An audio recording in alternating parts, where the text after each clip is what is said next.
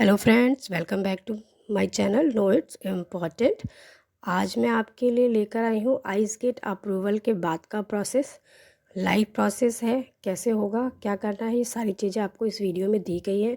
तो अगर आपने भी अपना आइस गेट का रजिस्ट्रेशन कर दिया है और आप वेट कर रहे हैं अप्रूवल का या आपको अप्रूवल आ चुका है, तो उसके बाद का प्रोसेस क्या होने वाला है, तो ज़्यादा सोच विचार करने की ज़रूरत नहीं है, वीडियो पर बने रहिएगा। तो अगर आपके पास इस तरीके से अप्रूवल आया होगा, राइट, कोई भी अगर रजिस्ट्रेशन करता है तो उसको 1 से 2 दिन में या 2 से 3 दिन में आपको इस तरीके से अप्रूवल आ जाता है। आइस गेट की आईडी और डिफ़ॉल्ट पासवर्ड आप अपने अकॉर्डिंग अपना पासवर्ड जनरेट कर सकते हैं। ठीक है, जो आपको डिफ़ॉल्ट पासवर्ड दिया है न्यू पासवर्ड करके।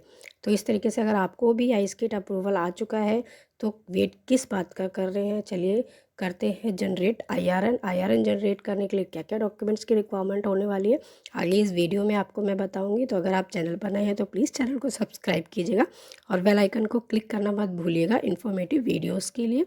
तो चलिए चलते हैं आगे वीडियो की तरफ।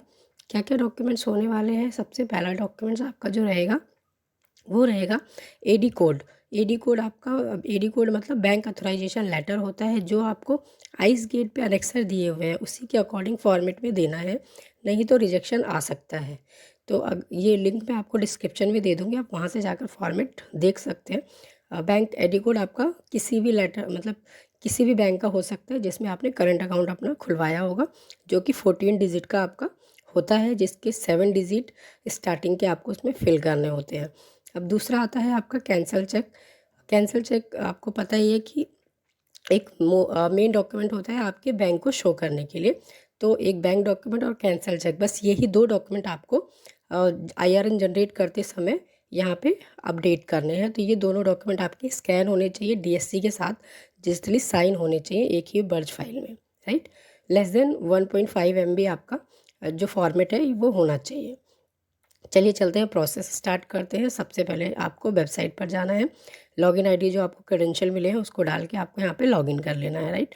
फिर आपको यहाँ पे इस तरीके से विंडो शो हो जाएगा, आपको माई प्रोफाइल पर जाना है। जैसे आप प्रोफाइल पर जाएंगे इस तरीके से विंडो आपको शो होगी, इसमें रोल डिटेल्स, बैंक डिटेल्स। तो बैंक अकाउंट पर जाना है, फॉरेन रेमिटेंस एडी कोड, आपको एडी कोड अपडेट करने के लिए उस पर क्लिक करना है। ऐड अकाउंट, आपका जो भी बैंक का आपका एडी कोड है उसको आपको यहाँ पे सेलेक्ट कर लेना है।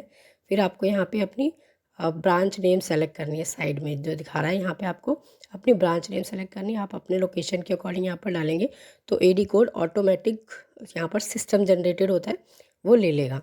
ठीक है, जैसे हम यहाँ पर अपनी ब्रांच नेम डाल रहे हैं, कोटक महिंद्रा बैंक की जो ब्रांच है हमारी लोकेशन वाइज हम यहाँ पर ले लेंगे।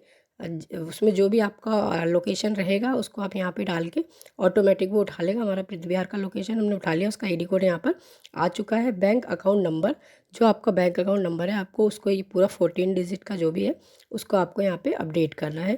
ठीक है, बैंक अकाउंट नंबर अपडेट करने के बाद नीचे आपको कॉलम में कस्टम लोकेशन शो रहा है। कस्टम लोकेशन, यहाँ पर मल्टीपल लोकेशन जो आपने सेलेक्ट करी होगी जहाँ जहाँ से आपका एक्सपोर्ट या इम्पोर्ट होता है, आप एक अपना लोकेशन यहाँ पर सेलेक्ट कर लीजिएगा। और उसके बाद यहाँ पे बैंक अकाउंट सर्टिफिकेट पे सेलेक्ट करना है, डॉक्यूमेंट अटैच फाइल पे करना है। डॉक्यूमेंट्स मैं आपको बता चुकी हूँ, दो डॉक्यूमेंट्स आपके होंगे जो आप एक ही फाइल में रखेंगे, बैंक अथोराइजेशन लेटर और कैंसिल चेक।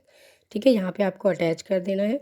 जैसे आप यहाँ पे डॉक्यूमेंट अटैच करेंगे पीडीएफ में, फिर उसको डॉक्यूमेंट अपलोड करने के बाद आपको यहाँ पे ये देखिए दिखा रहा है file size less than 1.5 MB होना चाहिए। पहले लेस देन 1 MB था, अभी 1.5 MB का कर दिया गया है। वेरीफाई पे क्लिक करेंगे, अगर आपका डॉक्यूमेंट सही है, डिजिटली साइन है प्रॉपर तरीके से, तो यहाँ पे वो आईआरएन नंबर ऑटोमेटिक जनरेट कर देगा।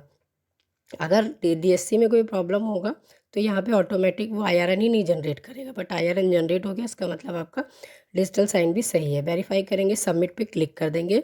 जैसे ही आप सबमिट पर क्लिक करेंगे तो आपको यहाँ पर कुछ टाइम का मतलब दिखाएगा कि वो सिस्टम पेंडिंग है। ठीक है, हम यहाँ सबमिट पर क्लिक करने के बाद आपको देखियो यहाँ पर दिखाएगा कि सिस्टम पेंडिंग आ रहा है, तो आपको थोड़ी देर वेट कर लेना है। एक दिन का वेट कर सकते हैं, कई केसेस में सिर्फ मुश्किल से 15 से 20 मिनट या आधा घंटा या 2 घंटे के अंदर आपको अप्रूवल भी आ जाता है, लेकिन कई जगह पर आपको वेट करना पड़ सकता है। ठीक है, तो वेट करने के लिए आपको देखिए इस तरीके से आपका बैंक एडी कोड है जो ऐड हो जाएगा। हमने यहाँ पे नावा सेवा पोर्ट ऐड किया है, ये देखिए ये जस्ट फॉर सैम्पल मैंने स्क्रीनशॉट यहाँ पे सबमिट करा है एक और क्लाइंट का, क्योंकि सिक्योरिटी पर्पज से किसी का शो नहीं कर सकते। ऐड बैंक अकाउंट में नीचे आपको बैंक की डिटेल्स शो हो रही हैं, उस तरीके से आपको यहाँ पे अपडेट कर देना है। ठीक है, यहाँ पे पेंडिंग आ रहा है, पेंडिंग मतलब कस्टम पे आपके पहुँच चुका है, बस वहाँ पे पेंडिंग है। अगर आपके CHAs हैं तो आप उनसे जाके अप्रूवल ले सकते हैं। अगर आपको हमारी हेल्प की रिक्वायरमेंट है तो आप मुझसे भी कांटेक्ट कर सकते हैं। और अगर वीडियो आपको इन्फॉर्मेटिव लगी हो तो प्लीज़ वीडियो को सब्सक्राइब करिएगा, लाइक कीजिएगा और आगे बने रहिएगा। थैंक यू सो मच, धन्यवाद, बाय बाय।